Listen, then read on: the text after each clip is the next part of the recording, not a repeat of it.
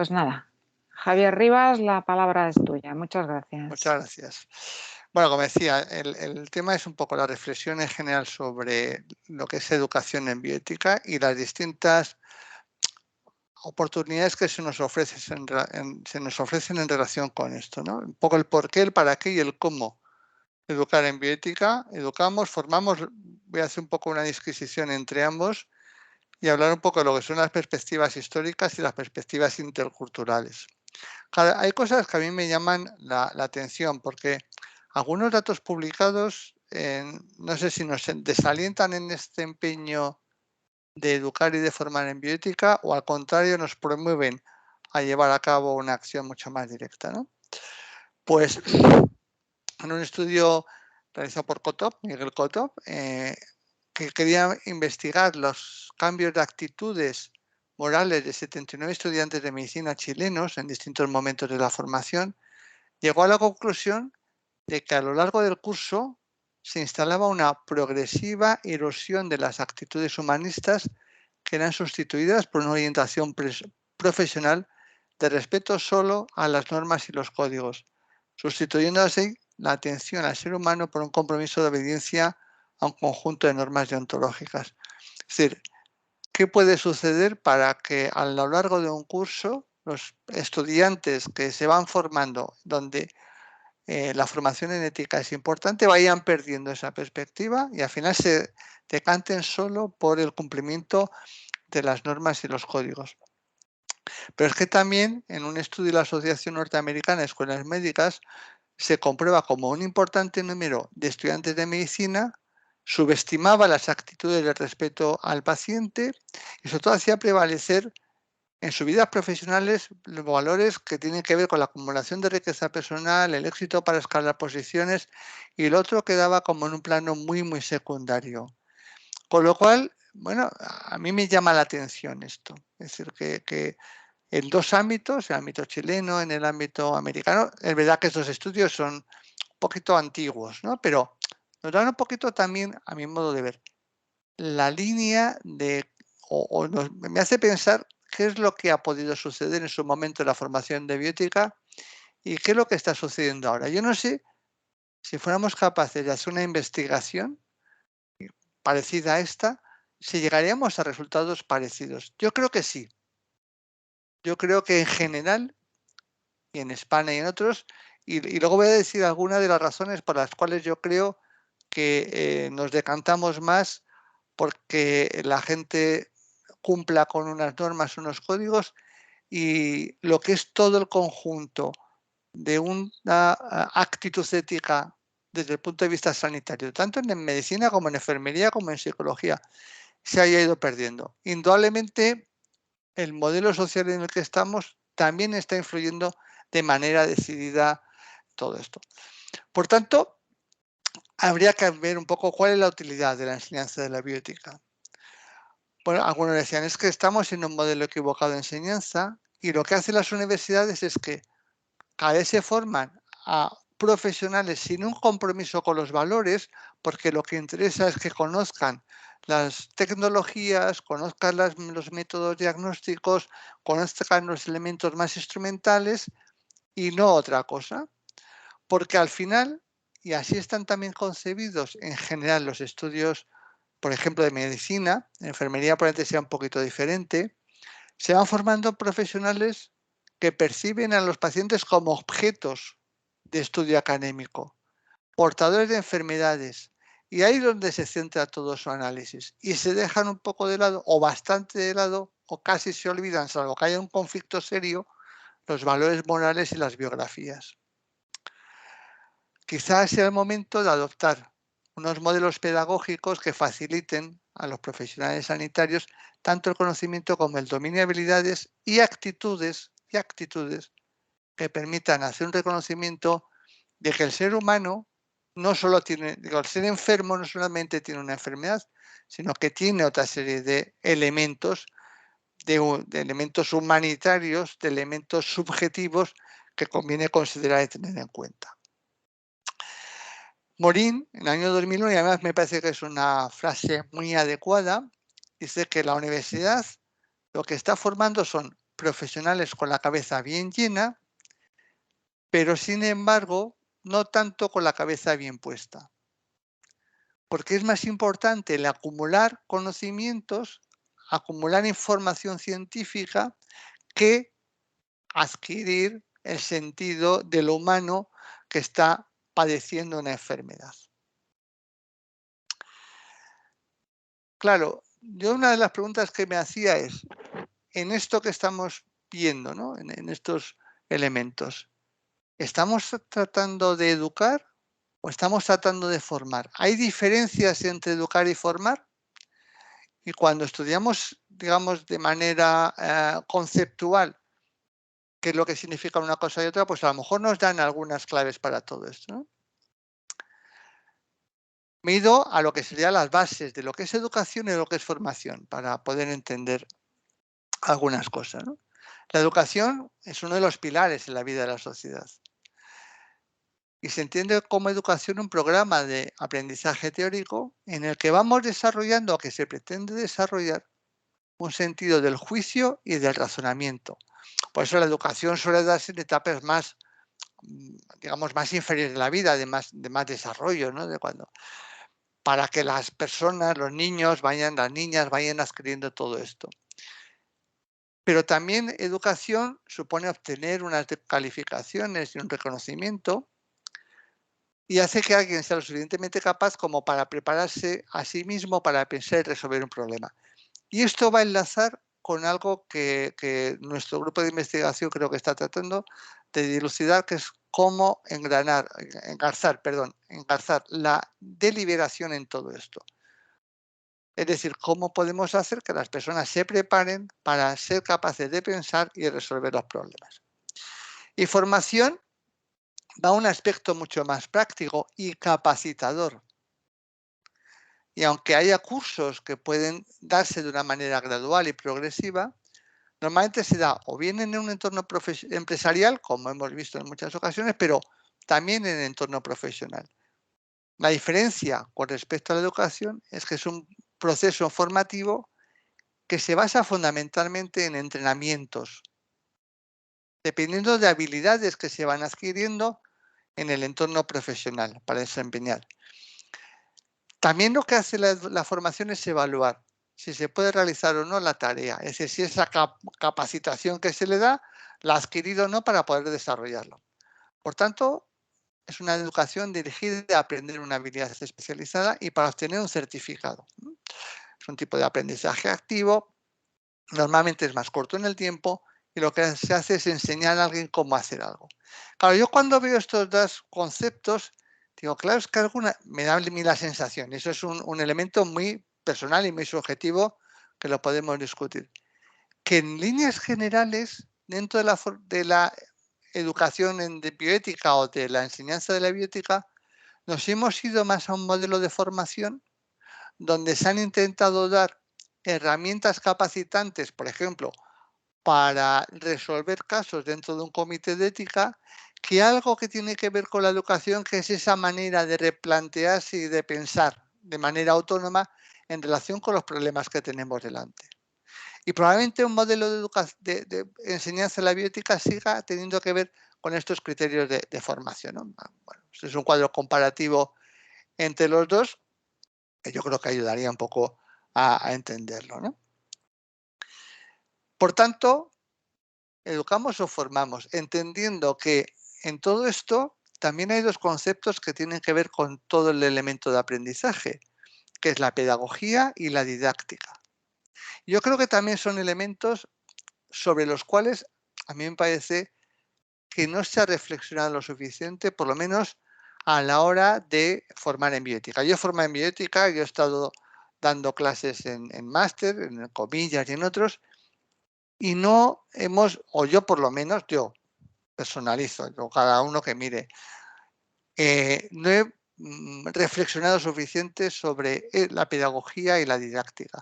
Y si es verdad que a lo mejor ha sido una enseñanza muy de ayudar a tener herramientas para poder resolver algunas cuestiones, pero sin que realmente tuviera conciencia de que podíamos modificar algunas cosas, ¿no?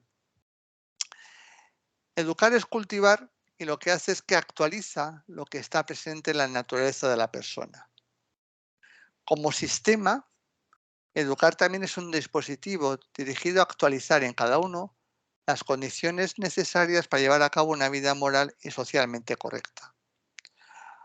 A este respecto, Durkheim dijo que educar también es transmitir conjunto de valores y normas de una generación a otra, sobre todo con miras a posibilitar que las nuevas generaciones se puedan desarrollar de la manera más completa posible.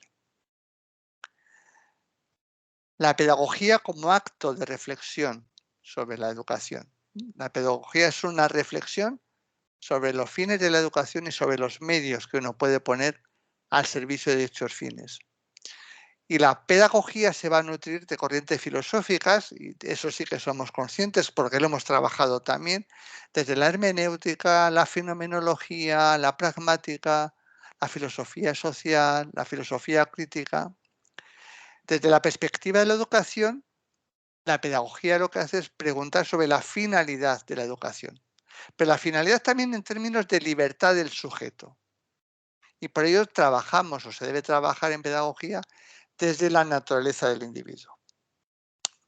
Y didáctica es un concepto producto de las transformaciones científico-educativas que se han ido dando en la segunda mitad del siglo pasado.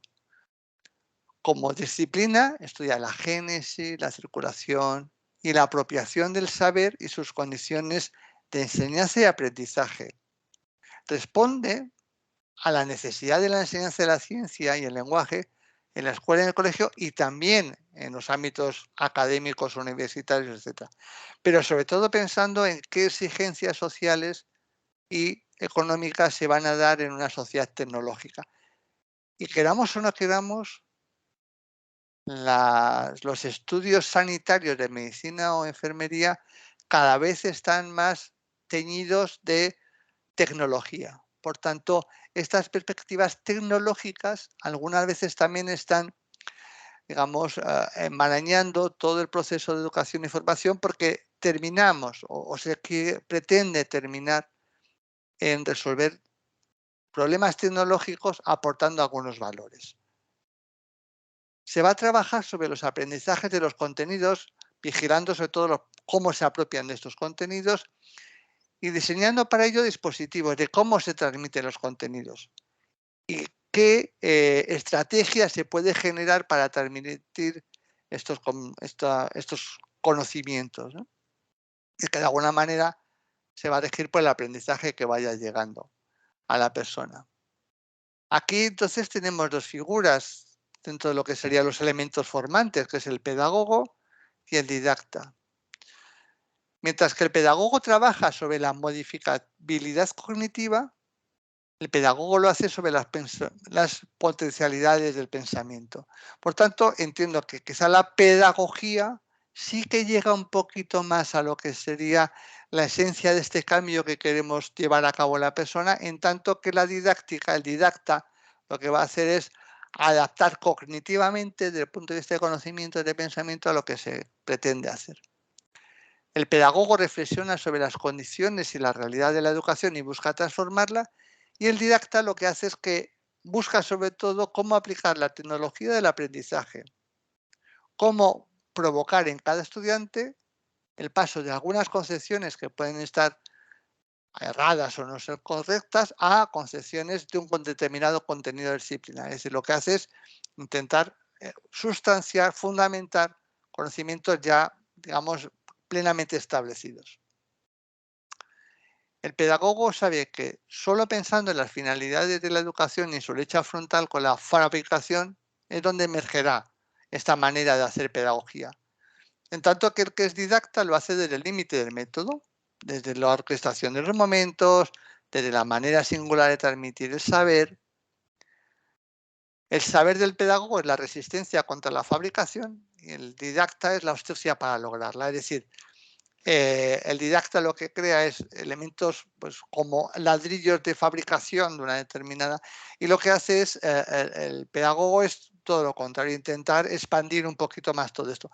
No quiere decir que sean figuras contrapuestas, pero hay que entender el papel de los dos y hay que entender también cuando nosotros damos formación en bioética, cuando intentamos educar en bioética, también desde qué perspectiva nos estamos moviendo. Una perspectiva más pedagógica, más didáctica, y vemos también un poco cómo están configurados los cursos, los distintos másteres que hay ahora mismo en muchos ámbitos, los distintos cursos cortitos que vamos dando, porque al final muchas veces lo que hacemos es establecer elementos, ¿no? Ladrillitos para ir construyendo unas bases de conocimiento, pero sin que calen realmente en la persona, ¿no? Sería importante, por ejemplo, una reflexión que yo también me he hecho, hemos denostado mucho el tema de los principios, ¿no? Del principialismo. Pero es que algunas veces cuando somos capaces de integrar estos 4 principios en nuestra vida, y yo lo saco mucho en los cursos porque me parece que es importante, si consideramos estos 4 principios como elementos básicos en la relación interpersonal de cualquier tipo y los interiorizamos, es que pasamos de lo que serían elementos técnicos a elementos de mejora en esta relación, ¿no? Pensar si somos capaces de estar haciéndole bien por otra persona. Yo pongo el ejemplo con mi mujer o con mis hijas o con mis amigos. En esta interrelación soy capaz de también fomentar el bien por esta persona. Intento no hacerles daño, intento ser justo.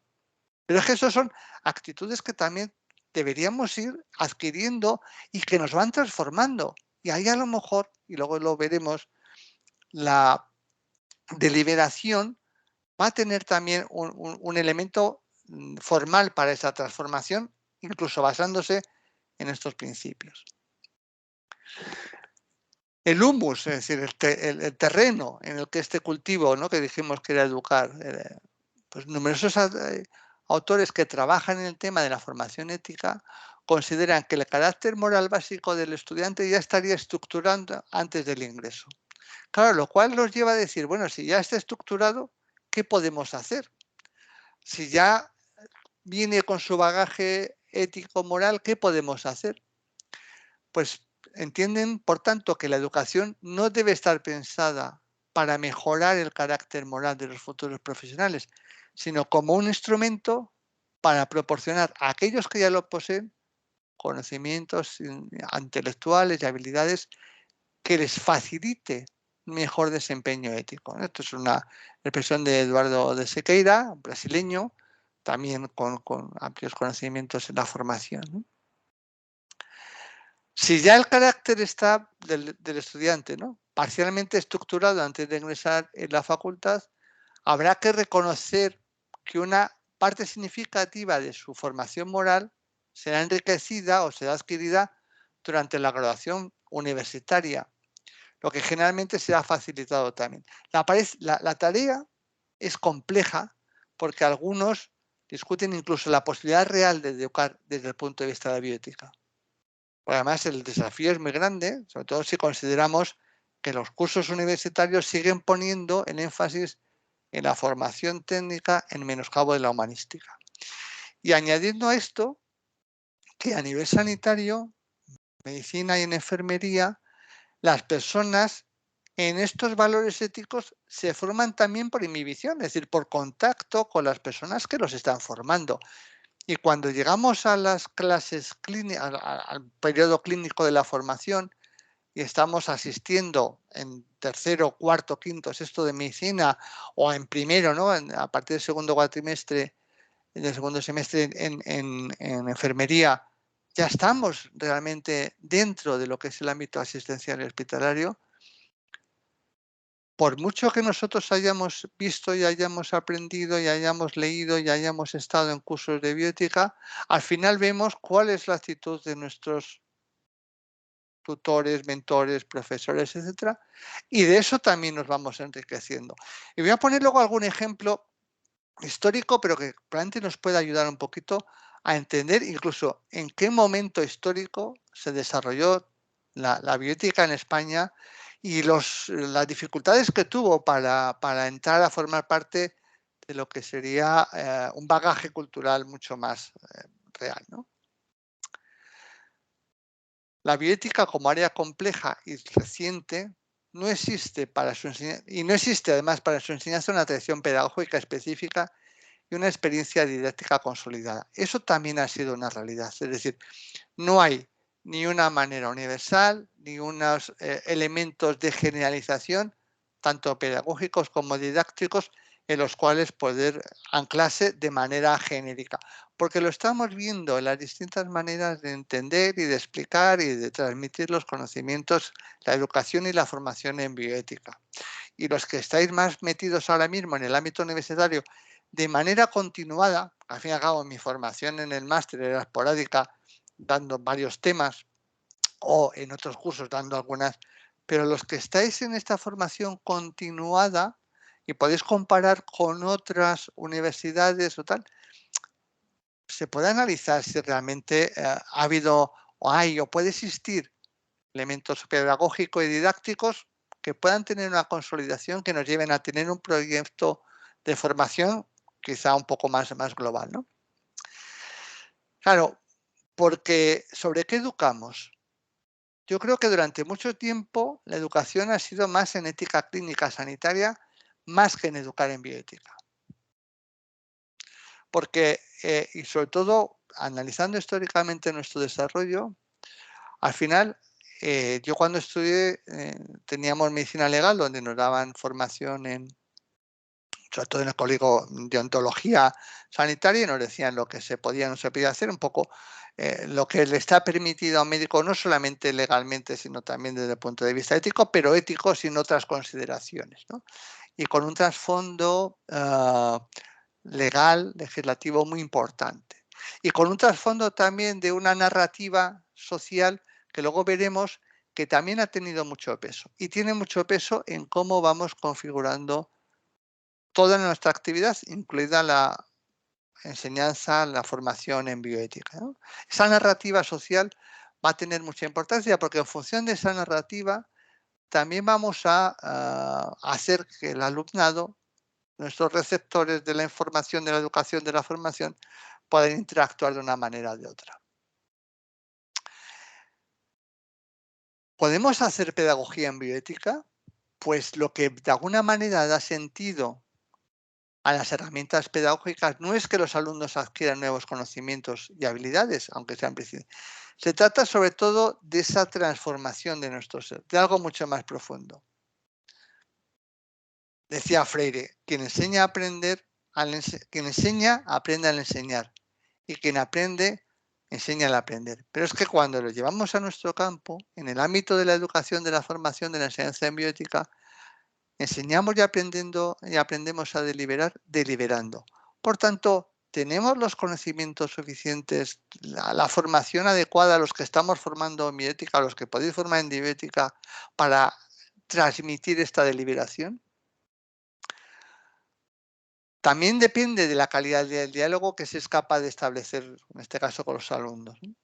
Se trata de descubrirse, de explorarse, de ver las razones que hacen que sea aceptable la perspectiva de los otros, que muchas veces no las tenemos en cuenta, y también dudar de nuestras propias razones y no estar instalados en el inmovilismo de nuestro pensamiento. Algo que hemos sido, porque desde el principio sí recibimos en la educación, en la enseñanza biótica, era la importancia del diálogo, ¿no? La importancia de trabajar el diálogo como una manera de conocer y de percibir la verdad de los demás y también dudar de nuestras propias perspectivas, ¿por qué no? Lo que decía de lo narrativo. ¿Cuáles han sido las narrativas sociales en las que se han ido configurando los distintos modelos de formación en bioética? Es que, pero no solamente formación en bioética. Mi hermano es catedrático de pedagogía en Málaga. Él también trabaja mucho el tema de lo narrativo en la educación formal, ¿no? Sobre todo en las escuelas y tal. Y también están haciendo una reflexión profunda sobre estas narrativas, ¿no? Porque al final, en función de la narrativa, de cómo queremos mostrar en la sociedad lo que queremos enseñar, haremos también un tipo de alumno o de otro. Haremos unos alumnos más reflexivos o unos alumnos más repetidores de esquemas y de manejos, ¿no? Por tanto, ¿cuáles son elementos que han influido en esta narrativa? Pues tenemos elementos políticos, elementos sociales, elementos profesionales Y no podemos ser ajenos a todo el devenir de la historia, por ejemplo, en nuestro país, que ha transitado y que ha modificado de alguna manera esto. Claro que hay elementos políticos que nos hacen una determinada narratividad de la situación en la que estamos, pero también profesionales. Ahora que comentaba Lidia al principio el tema del webinario que vamos a hacer sobre la LORE. Bien, ¿qué narrativa profesional hay? Tenemos una narrativa profesional en la cual se dice que la OMC, es decir, que todos los médicos de este país están en contra de la eutanasia, porque esa es la narración que ha surgido del mensaje de la OMC, ¿no? La medicina en su conjunto está en contra. Bueno, eso no se puede matizar, esa es una narración también que va a calar donde hay que calar. Este mundo, este modelo, perdón, ha evolucionado desde la transmisión de conocimientos técnicos, sobre todo que está anclado en el modelo, en el mundo ético predominante, a una transmisión de valores de derechos humanos, a un modelo más actual en el cual cobra importancia el papel del sujeto. Ahora, la enseñanza de la medicina, que es lo que yo más conozco, pues ha sido muy técnica. Cogíamos el Harrison, nos cogíamos los libros de medicina, de cirugía, etcétera. Eso era enseñar, digamos, todas las claves de conocimiento que pueda haber en relación a la enfermedad, en relación a los tratamientos, etcétera. Y luego ya se introdujeron, ¿no?, elementos de derechos humanos y un poquito posterior lo que supone el papel del sujeto, ¿no? Porque la ética médica, antes de que, digamos, la bioética cobrara carta de naturaleza, pues ha basado sobre todo en estos principios de una deontología que sigue recibiendo influencia de la época hipocrática, ¿no?, y que se ha ido transmitiendo. Y algunas de las cuestiones que se plantean en el juramento hipocrático y en esa medicina hipocrática probablemente se hayan superado.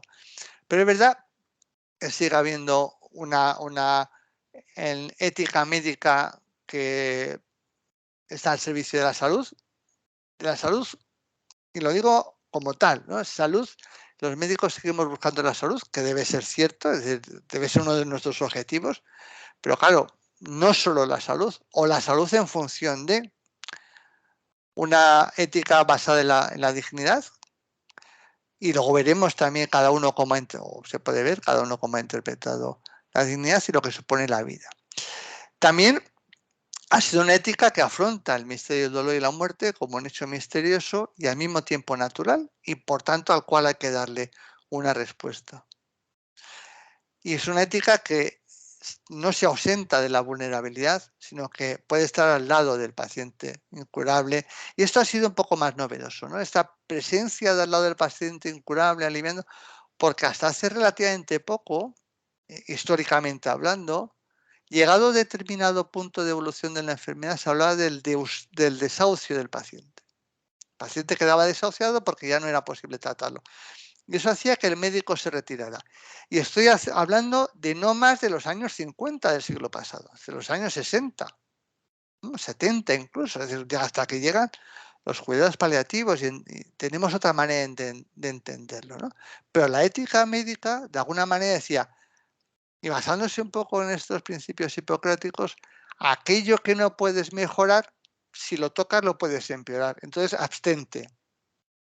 Y el actuar de los médicos algunas veces podía ser interpretado como una actuación éticamente reprobable por parte de algunos.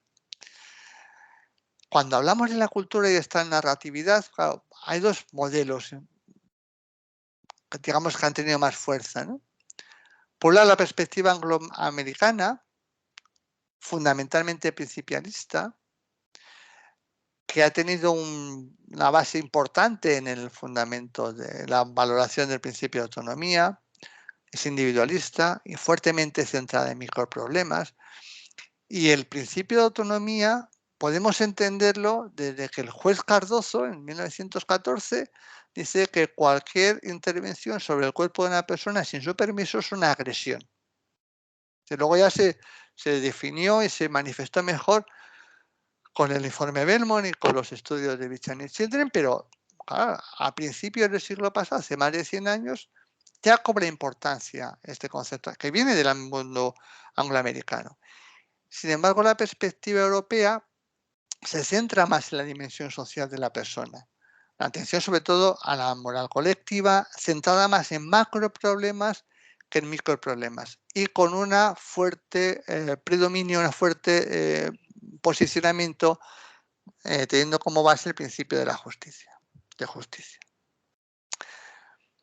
En América Latina, esto es una generalización, porque bueno, está María Ángeles, que puede hablar de su experiencia argentina, Marcos conoce también un poco la experiencia chilena, pero lo que he hecho ha sido recoger un poco lo que los distintos autores iberoamericanos han expuesto, ¿no? Hay un libro que recoge, moderado por Susana Vidal, que fue durante muchos años encargada de la OEPS del tema de formación en bioética, coordinadora de actividades en ese sentido, y recoge experiencias de varios países y de algunas personas. En el diccionario de bioética de latinoamericano de bioética también se expone un poquito algunas de estas cuestiones, ¿no? Entonces aquí, en líneas generales, ya digo que me perdonéis los que conocéis mejor otra realidad y otros elementos más concretos culturalmente hablando, pero parece que se centra en general en un paradigma médico-humanista y que es una ética implicada en que aplicada a los casos que se puedan dar. Es una ética derivada de la intrínseca axiología de la profesión médica, por tanto, la búsqueda de la beneficencia, elementos sociales, etc. Hay una influencia del discurso antropológico en la bioética latinoamericana y recogen algunos que gran parte de esto procede de Laín Entralgo, que fue el que, digamos, estableció algunas de las bases de este paradigma médico humanista, que es el que ha ido dando pinceladas en relación con esto. Claro, esta maestría de Pedro Laín Entralgo luego fue recogida por Diego Gracia y de alguna manera nosotros somos nietos o bisnietos o herederos de todo esto, ¿no? Hay que entender que en los años 80 el discurso es más bien jurídico y en los años 90 el discurso es más político. Lo que se viene a decir es que el modelo latinoamericano, en esa generalización, digamos, que no penséis en más elementos, ¿no? El modelo latinoamericano enfatiza sobre todo un bios humano y un ethos comunitario. Dicen algunos que esta es la razón por la cual la bioética latinoamericana es más hoy un movimiento político de reforma social que una disciplina académica restringido al dominio de las ciencias de la vida y de la atención de la salud. Entendiendo que América Latina va desde México hasta Argentina, desde Brasil hasta Chile. Quiere decir que no pensemos en un solo país porque probablemente lo que diga El Salvador o la manera de manifestarse en El Salvador sea diferente a Colombia, pero hay una especie de elementos comunes que al parecer tienen que ver con todo esto. En el mundo anglosajón, en un mundo inicialmente mucho más plural que el nuestro español, este reconocimiento de los extraños morales que hacía Engelhard, que ha sido también lo que nos ha marcado muchas veces elementos de reflexión, pues ha sido importante esta consideración. ¿Cómo podemos convivir en un mundo plural donde todos podemos tener razón en las cosas que decimos? Lo que decía antes, ¿no? En el tema de la autonomía, esta responsabilidad del médico de la intervención sobre el cuerpo, digo temprana por cuanto que se produjo a principios del siglo pasado, por tanto históricamente antes de que se pudiera plantear lo que es una bioética en el sentido que conocemos ahora. Sin olvidar que además la biotecnología, y más en países donde esta tecnología está muy desarrollada, pues puede constreñir la relación sanitario-paciente. De hecho, es lo que Potter nos viene a decir, ¿no? Dice, es que la tecnología está ahora mismo constriñendo la relación, no lo dice con esas palabras, ¿no? Constriñendo la relación sanitario-paciente, nos centramos mucho en la tecnología, perdemos a la persona, estamos perdiendo valores y probablemente esto nos lleve a un deterioro suficiente como para que pueda ponerse en peligro en la evolución natural de la humanidad. Y ahí es donde la bioética de puente entre estos dos mundos, de relación sanitaria, de valores personales y de elementos tecnológicos, cobra sentido. De ahí un poco lo que saca, ¿no? Cuando se lleva a la bioética clínica, en la cual esta parte se dice, bueno, es que claro, la tecnología que tenemos ahora va a favor de los valores, y es cuando se plantean todos los temas de estado vegetativo, surgen también las cuestiones de muerte cerebral por el trabajo en las UCIs, etc. Se intenta actuar desde el casuismo y el principialismo como una manera de actuar lo mejor posible con cada paciente. Lo que decía también de esa manera de intentar conservar el planeta que nos propone Potter.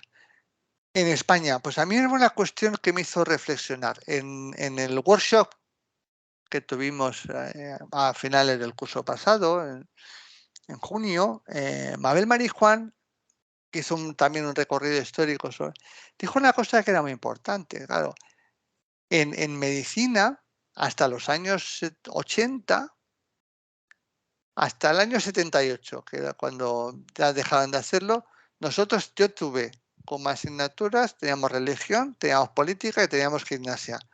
Asignaturas obligatorias en medicina. La moral que se enseñaba y la que venía en medicina legal tenía mucho que ver con todos estos elementos de una moral católica imperante de manera directa. Por tanto, hay una narratividad de la sociedad que ha hecho que durante muchos años esto se mantuviera. Pero es que no solo eso, es decir, no solamente había una moral católica imperante, es que cuando leemos a Alain Entralgo, y él en algunos de sus libros, en Ética y Vocación, lo dice, él era consciente de que estaba ocultando elementos de información a los pacientes, pero él decía, mi objetivo era que la persona no sufriera. Y yo era consciente de que si le ocultaba algo, no estaba actuando correctamente, pero estaba primando mi objetivo de que no tuviera un sufrimiento mayor. Y eso, y él lo pone en algunas ocasiones, dice, me generaba al final del proceso no pocos conflictos, ¿no? de interpretación y tal.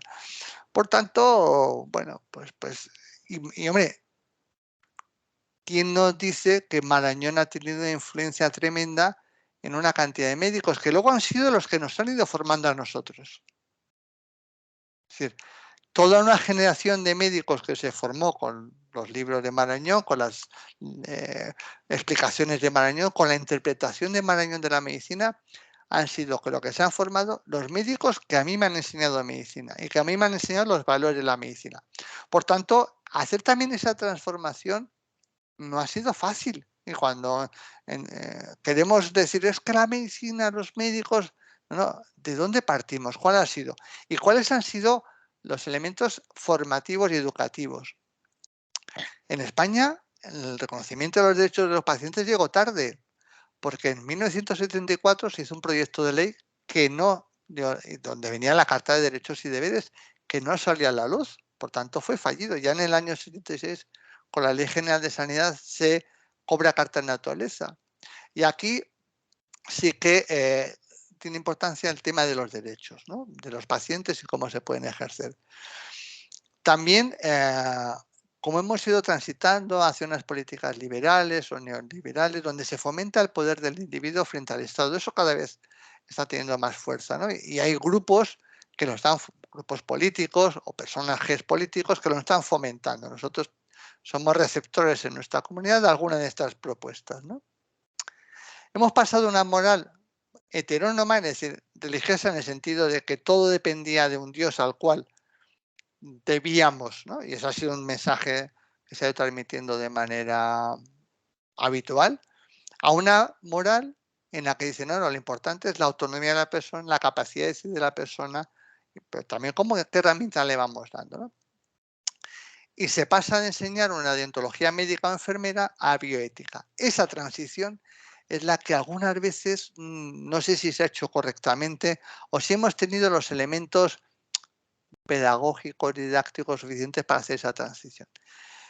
Y lo mismo ha sucedido a nivel de la profesión, porque hasta hace relativamente poco el médico tiene inmunidad legal en relación, salvo algunas cuestiones muy graves, ¿no? En relación con algunos temas. Pero en los 20, 30, 40 años últimos, en los años 80, la Ley General de Sanidad, ya se va articulando mucho más lo que es la responsabilidad del médico y del sanitario, ¿no? De hecho, antes todos los problemas que podía haber en relación con los médicos y con la enfermería se debatían o se valoraban en los comités deontológicos y ahora cada vez más en los tribunales de justicia. Es decir, eso también ha cambiado de alguna manera esto.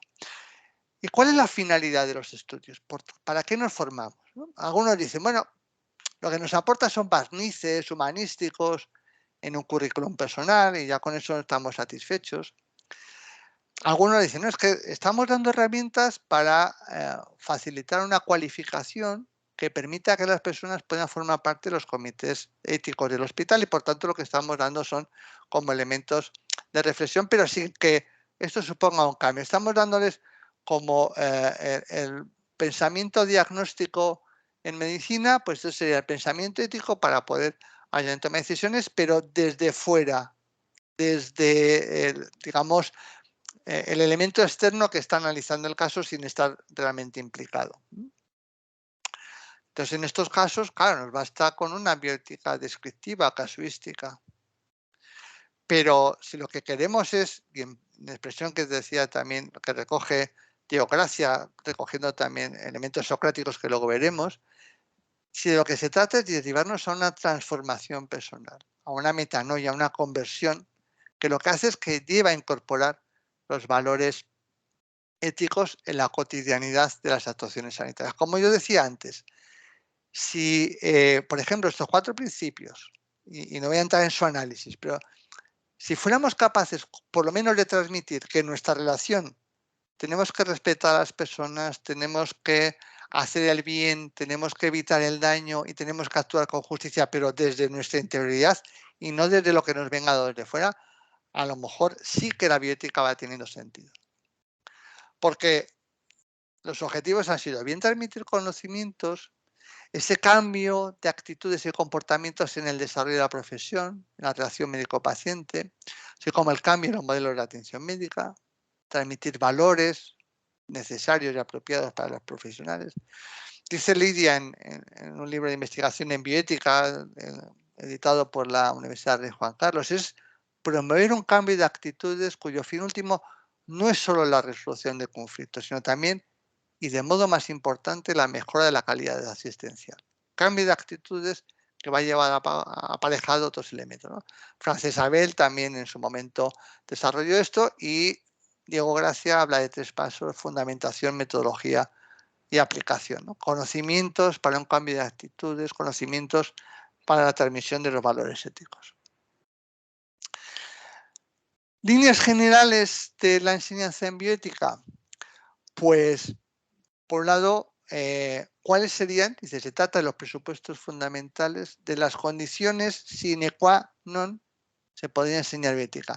Es decir, elementos irrenunciables, la vida del ser humano en relación consigo mismo, en relación con las demás y en relación con otras formas de vida no humana y con el planeta, ¿no? Esto es una concepción bioética o de la enseñanza muy en la línea de Potter.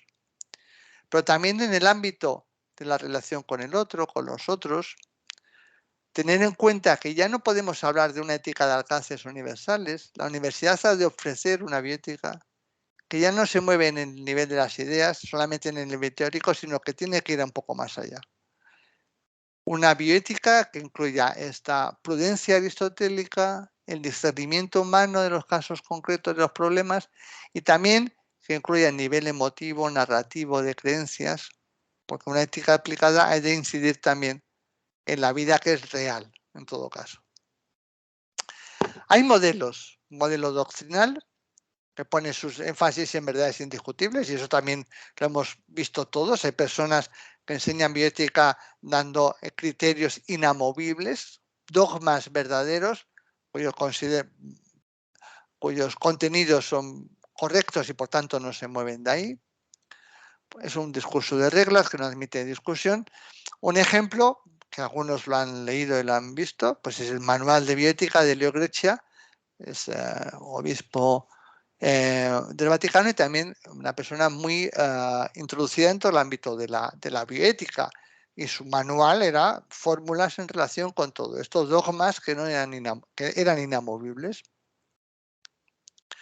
Un modelo más liberal, que proviene de este liberalismo anglosajón, considera a las personas como libres, como sujetos morales libres, autónomos, iguales. Por tanto, el concepto de que todo debe ser hecho con respeto incondicional hacia la autonomía de la persona. Y ahí los acuerdos morales deben resultar de contratos, ¿no? Que es otro tema que también tradicionalmente ha ido surgiendo en relación con este tema. Se busca una neutralidad y luego, como elementos que podemos utilizar que se han basado en este modelo liberal, pues los fundamentos de bioética de Engelhardt, donde, como decía antes, nos habla de los amigos y los extraños morales. El modelo deliberativo, que nosotros intentamos plasmar como uno de los elementos que consideramos más adecuados para todo esto, que ya sabemos también que tiene su base en el modelo de la argumentación de Opel y de Habermas. Claro, algunos decían que esto negaba la racionalidad científica, pero lo que hace es que trasciende todo esto para llegar a una transformación también en las personas. ¿Por qué se presenta como el mejor instrumento? Porque es la manera de obtener acuerdos intersubjetivos. También es el criterio lo más legítimo de encuentro de consenso, buscando soluciones morales. Claro, este modelo se ha aplicado de una manera peculiar, o por lo menos muy ad hoc, para el trabajo de los comités de ética. Y de ahí también ha tenido un poco la importancia, pero también su debilidad y su fortaleza. Porque algunas veces en los comités de ética lo que se ha interpretado es que el modelo deliberativo era que todo el mundo hable, que todo el mundo exprese, que todo el mundo fundamente y ya llegaremos a alguna conclusión, pero sin entrar en lo que supone realmente la deliberación como un proceso intelectual, como un proceso de introspección y como un proceso de transformación personal y de la sociedad. Y un modelo hipercrítico, que también se ha utilizado mucho, representado por Michel Foucault y Derrida, que dice que las estrategias dialécticas utilizadas en el modelo deliberativo son solo armas de poder, de los más fuertes para imponer sus ideas. Esto también ha hecho que el modelo deliberativo perdiera fuerza en algunos, porque cuando uno desde otra perspectiva analiza esto y dice, bueno, si es que al final lo que va a ser el modelo deliberativo es que el que tenga más argumentación o más conocimientos va a imponer sus criterios a los demás sin que pueda haber una modificación, pues ¿qué estamos haciendo? ¿No? Foucault dice que es más importante que preguntar qué tipo de enunciado en educación alcanza el criterio de verdad, establecer los principios sobre los cuales se hacen los enunciados. Por tanto, desde ahí valorarlo un poquito. Dice que la educación es una realidad selvática, que está llena de peligros, de dificultades, donde prevalecen los postulados de los que detectan el poder, y que en el caso de las enseñanzas, las creencias y las opiniones de los profesores, que son las que se imponen y al final son las que prevalecen, sin que haya posibilidad de que el alumno, el discente, pueda reflexionar y pueda interactuar en relación con todo esto.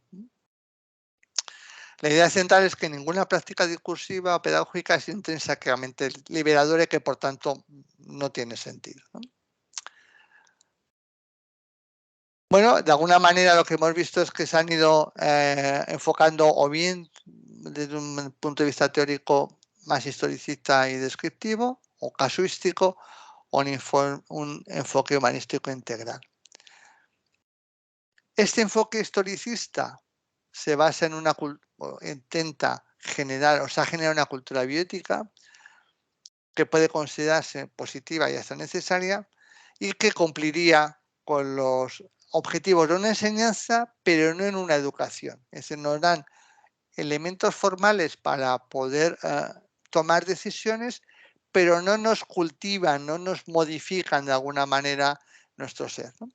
El informe casuístico, que se centra en la resolución de casos, y por eso llama la atención cuando, sobre todo en el mundo de Europa Central, Europa del Este, pues se trabaja mucho en Dinamarca, en Holanda, todos esos países, Alemania, etcétera, lo que es la moral case deliberation, ¿no? la deliberación sobre casos morales de Miljovic, ¿no?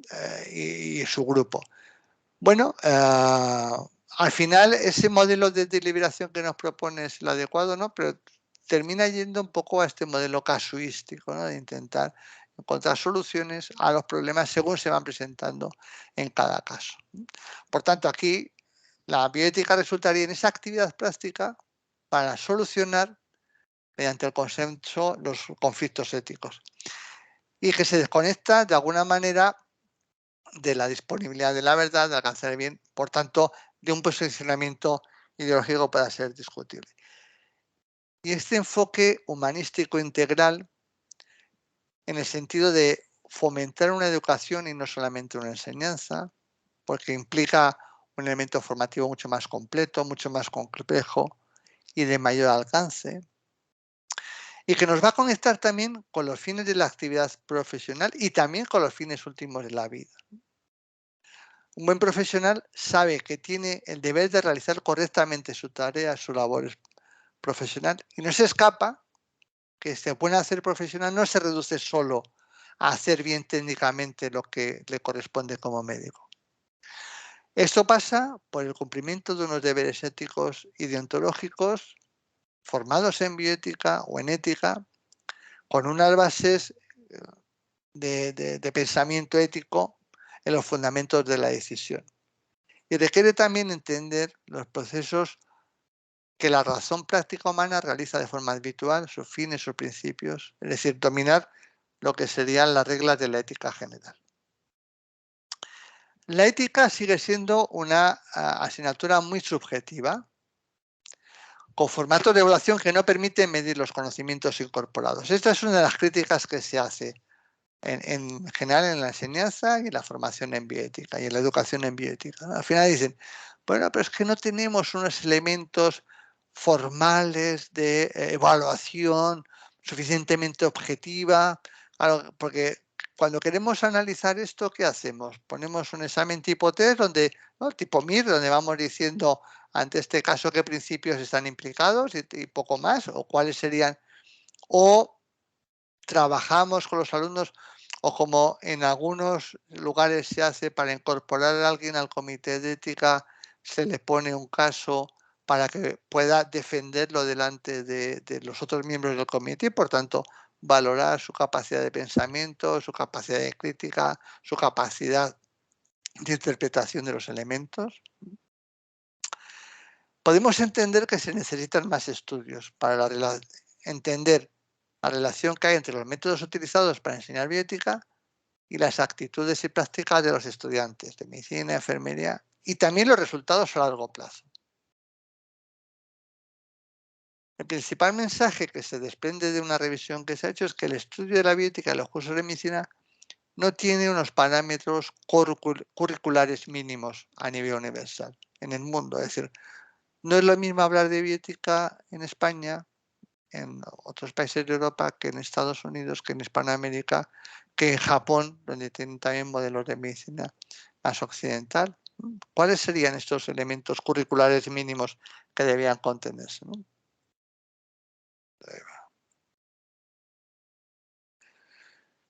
Hay un enfoque basado en competencias, que esto lo defienden algunos, sobre todo sobre decisiones curriculares, incluida la evaluación. Se toman acuerdos en los resultados que los estudiantes deben demostrar al final de la carrera. Y aquí se trata de tres elementos, ¿no?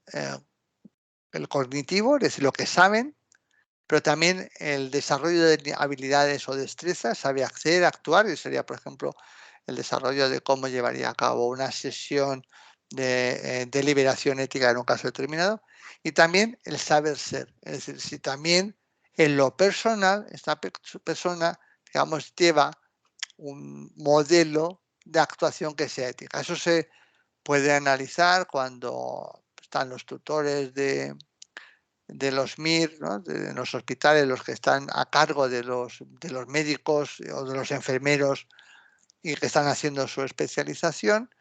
Bueno, pues cómo esta persona puede transmitir determinados conocimientos y por tanto si le capacita o no para poder formar parte de estos comités. No quiero con esto desechar a nadie, pero es verdad que cuando hablamos de necesidad de diálogo, de conversión, etcétera, pues necesitamos personas que estén abiertas a todo esto. Que vaya ya con las ideas muy cerradas, difícilmente puede formar parte de esto, ¿no?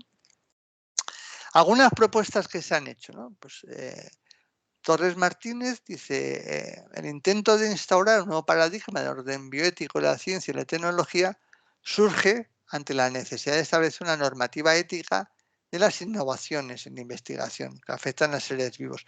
Por tanto, su propuesta es, vamos a dar fórmulas para que cuando se encuentren con problemas técnicos científicos en este sentido, puedan resolverlos.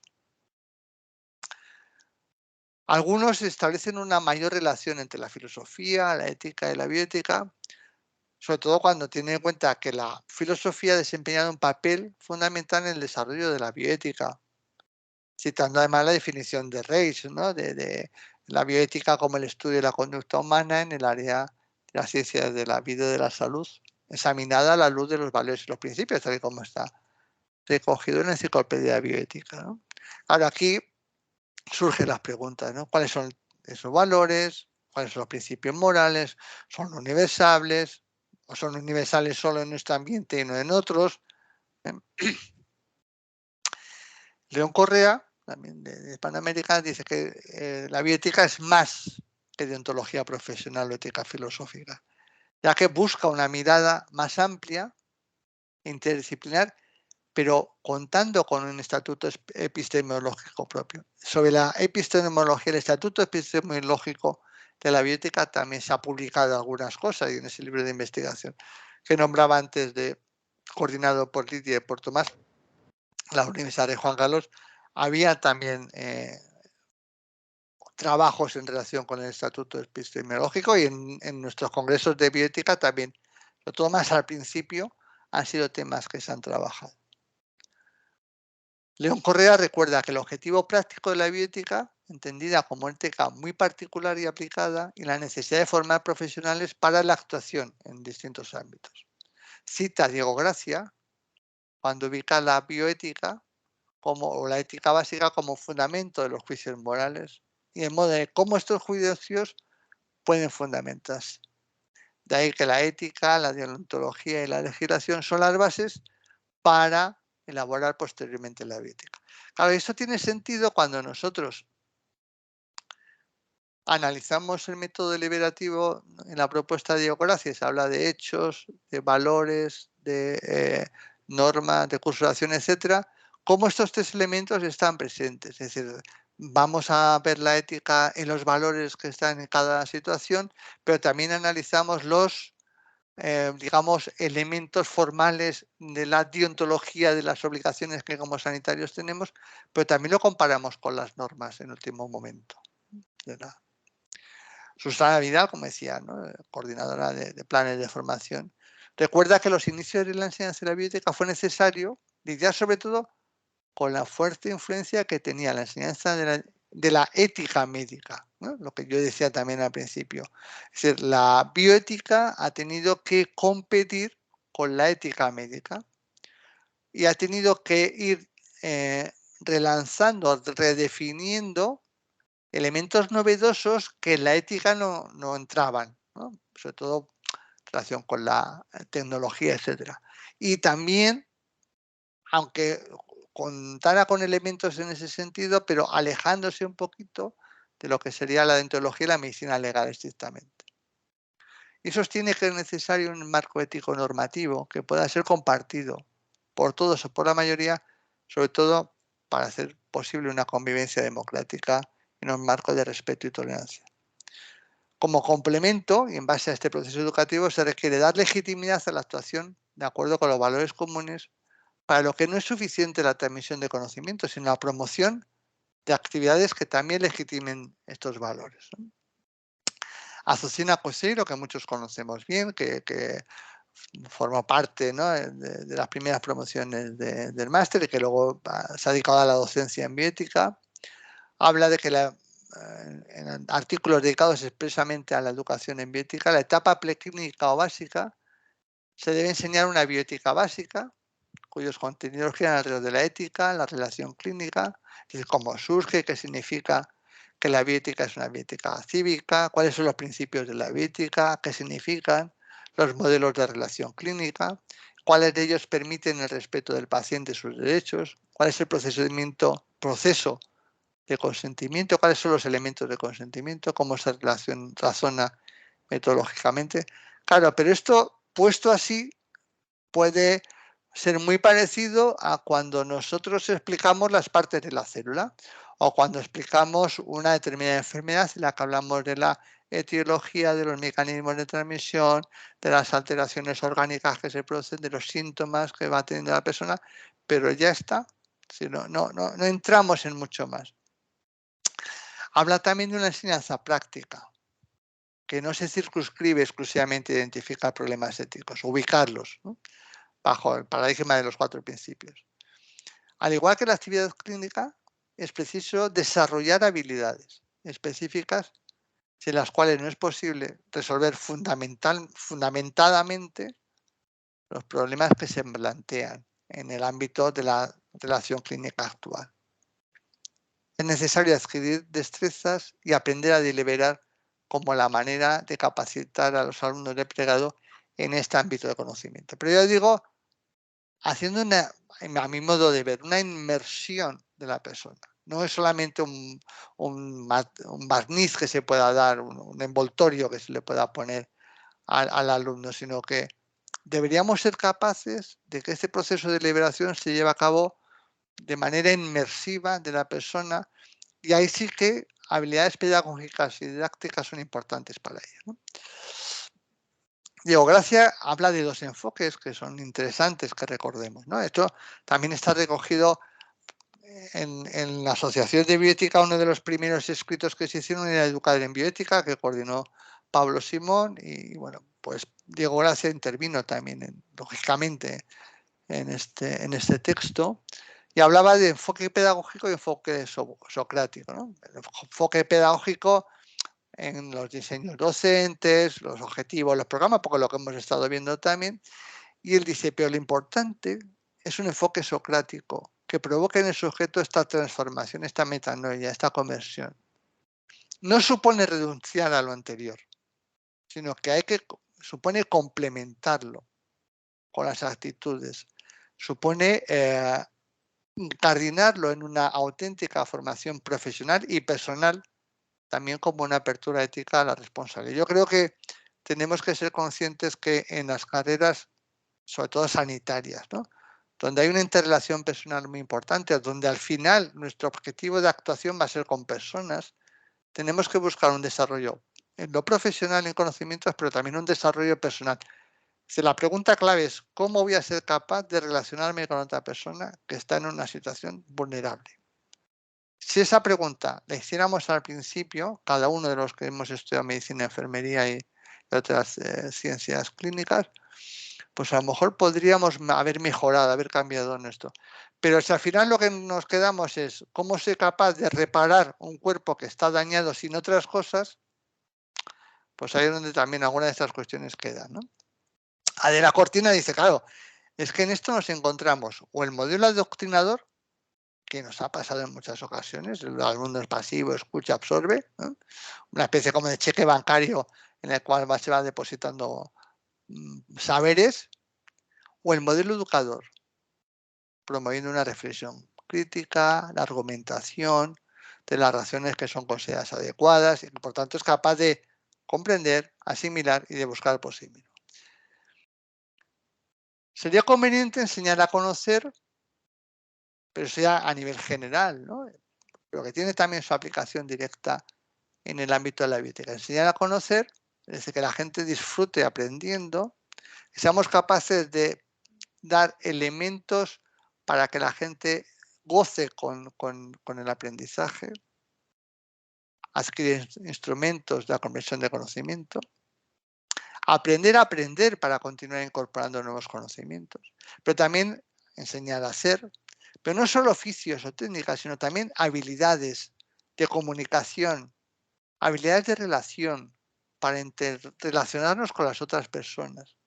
Y también un enseñar a ser. Decía Marañón, que antes he nombrado también, que el proceso de ser médico también es tener una actitud por la cual se pueden renunciar a muchas cosas en la vida. Y entre otras cosas al tiempo libre, porque hay veces que el estar al pie de la cama con el paciente o estar al lado de una persona que sufre nos lleva a tener que, eso por ejemplo en el ámbito familiar es complejo, y los que tenemos familia pues somos conocedores de que algunas veces hemos impuesto a nuestras familias unos sacrificios importantes. Por eso que ellos han entendido, ¿no? que era así por nuestra profesión. Que yo no sé si ahora esto es tan real, ¿no? Si ahora estas nuevas generaciones entienden tanto que algunas profesiones exigen un sacrificio de estar al lado de. Enseñar a convivir, ¿no? Convivir con el otro, comprenderlo, participar activamente, pues estamos en relación. Un educador, y yo creo que esto también es algo que tendríamos que ir, me parece, los que no lo tengamos interiorizado o interiorizarlo y los que ya lo hagáis, pues seguir trabajando y fomentarlo, ¿no? Acompañar el proceso dialógico, ¿no? Es el modo socrático, interrogando, cuestionando para que la persona pueda desde dentro buscar las respuestas, ¿no? Proponer normas para el diálogo democrático, establecer los caminos para identificar los valores, descubrir por tanto los valores, aportar formas de buscar nuevos conocimientos, por tanto, cuáles son los métodos, las fuentes de búsqueda, también brindar conocimientos teóricos, promover el debate sobre una priorización de problemas, porque también esto es necesario que nosotros podamos jerarquizar de alguna manera.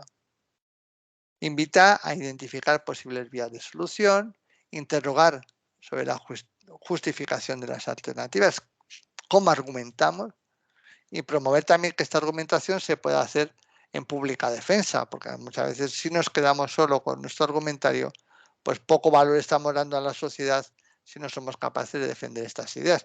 Que son las cuestiones también que desde la asociación hemos planteado en la zona de bioética en la plaza pública, es decir, cómo somos capaces de defender públicamente lo que supone la bioética y la importancia que tiene cuando hablamos de la deliberación y hablamos de la deliberación política y tomamos como referentes a Goodman y otras personas que están llevando a cabo todo este proceso, no solo en el ámbito asistencial, en el ámbito sanitario, sino en otros ámbitos de la vida, pues yo creo que cobra importancia lo que podemos ir haciendo. Y como conclusiones, son dos, transparencia solo. La educación en bioética no supone renunciar a los conocimientos y los procedimientos, sino complementarlos, completarlos con actitudes para que se lleve a cabo una auténtica formación profesional. Y sobre todo, abrirnos a una ética de la responsabilidad. Pero la responsabilidad no solo pensada en el ámbito jurídico, que algunos solamente van por ahí, es una responsabilidad personal de lo que supone que como sanitario tengo que comportarme con otra persona.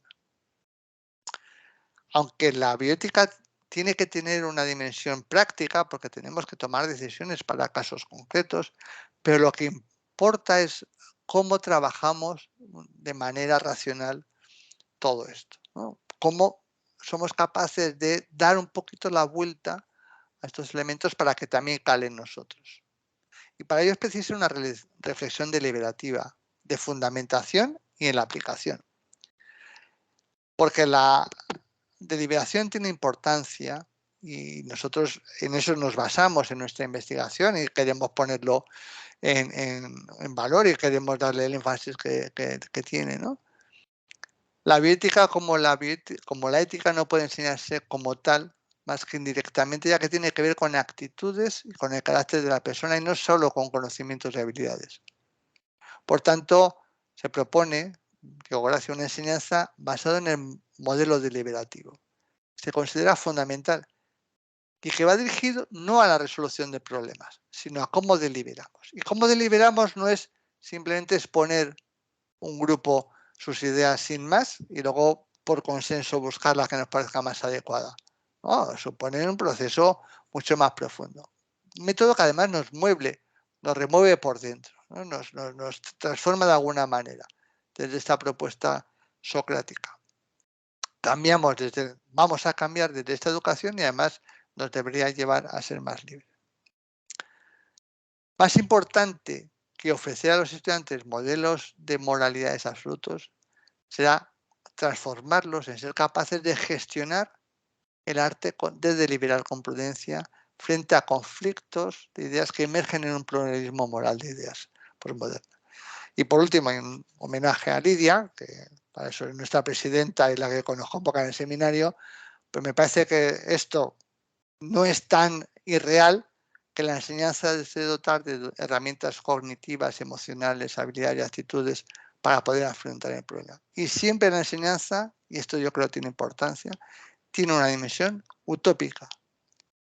Un querer creer en ideales porque va a mirar hacia el futuro y en el futuro ponemos la esperanza. Esta es todo lo que yo quería, a ver si soy capaz de transmitiros. Pues muchas gracias, Javier. Muy, muy interesante y muy, muy amplio. Vamos aquí a parar la grabación.